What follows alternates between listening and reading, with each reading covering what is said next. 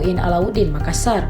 Hakim menilai terdakwa terbukti bersalah telah mengedarkan dan membelanjakan uang palsu tersebut.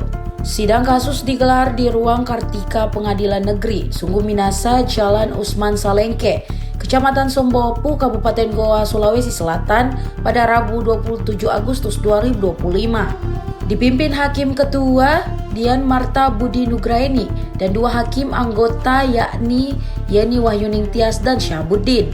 Jaksa Penuntut Umum atau JPU Arya Perkasa. Hakim Ketua Dian menyatakan terdakwa terbukti bersalah mengedarkan uang palsu.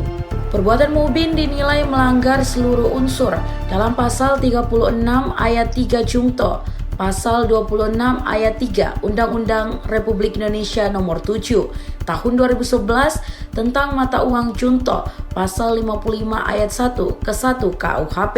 Majelis Hakim menyampaikan hal memberatkan dan meringankan yang menjadi pertimbangan.